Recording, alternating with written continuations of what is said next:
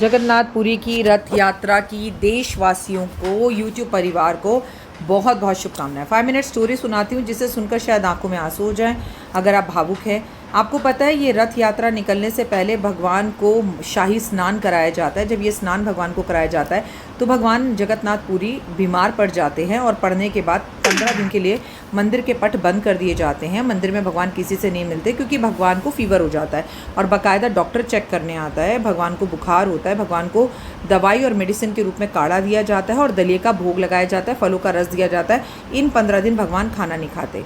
लेकिन मन में ये तो बात आती है ना कि आखिर भगवान बीमार क्यों पड़ते हैं। तो बहुत वर्ष पहले की बात है, जगन्नाथपुरी के अंदर एक माधव नाम का भगवान का भक्त था जो भगवान के साथ खेलता था, घूमता था और भगवान के साथ उठता बैठता था। भगवान से चोरी करना भी सीखता था, झूठ बोलना भी सीखता था। एक बार वो बहुत ज़बरदस्त बीमार पड़ गया। जब वो बीमार पड़ा तो उसको कोई लालच मोह माया नहीं थी, 2 वक्त की रोटी मिल और वो भगवान की भक्ति में रहता था कि 2 वक्त की रोटी मिल जाए बहुत है। लेकिन एक बार वो ज़बरदस्त बीमार पड़ गए, वो बहुत बीमार रहे तो आसपास के लोग उसकी सेवा करने आते थे क्योंकि वो अकेला था।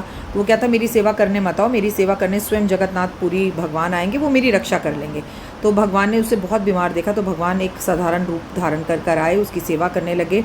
वो बिस्तर पर कपड़ों में ही अपना मलमूत्र त्यागने लगा। भगवान ने एक आम इंसान की तरह उसकी सेवा करी। उसकी सेवा करते करते उसका बुखार थोड़ा उतरा, उसे होश आया। उसको होश आया तो उसने देखा कि जगन्नाथपुरी स्वयं मेरी जो है सेवा कर रहे हैं। उसने बोला भगवान आप तो प्रभु हो, आप चाहते तो एक चुटकी बजाकर मेरा बुखार और रोग खत्म कर सकते थे, फिर आप मेरी सेवा कर कर ये क्यों कष्ट मुझे दे रहे हैं।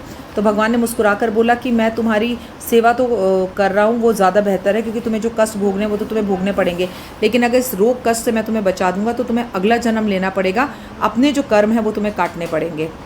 और मैं नहीं चाहता मेरा कोई प्रिय इस मृत्यु लोक में दोबारा जन्म ले, कष्ट और तकलीफें पाए, तुम्हें मोक्ष मिल जाए। इसलिए